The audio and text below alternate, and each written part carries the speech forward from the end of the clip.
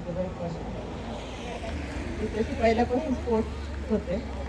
आता काही पिरियडमध्ये आता संसाराच्या याच्यामध्ये नव्हतं हे सगळ्या गोष्टी थांबून गेलेल्या होत्या. पण इथे आलं, एक दिवस मामा भेटले, पडोळ मामा. ते बोलले की असं असं आहे. आम्ही खूप उशिरा वॉकला जायचो, दोघं जण चाललो गेलो असं. पण इथे या खूप छान आहे ते. आलो आणि रेग्युलर नाही झालं, पण होत राहिलं त्यामुळे. त्याच्यामुळे मग फ्लेक्झिबिलिटी वाढली स्वतःची. पण मिस्टरांच्या बऱ्याचशा गोळ्या होत्या 3-4, तर त्या कमी झाल्या. बीपीची गोळीच राहिली फक्त, ती पण थोडी जास्त बडबड करतात म्हणून.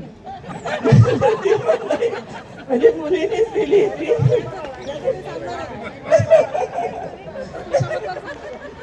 नाही, ते बोलणार नाही मॅडम, मी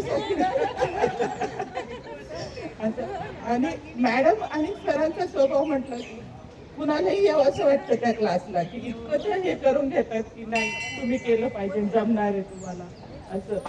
मी 108 सूर्यनमस्कार करून घेणं हे काही जोक नाहीये की ह्या वयात पण आपल्याला एवढे लोक भेटणं, हे सगळं ग्रुप भेटणं खूप छान. सगळ्यांचे धन्यवाद. तुमचे धन्यवाद.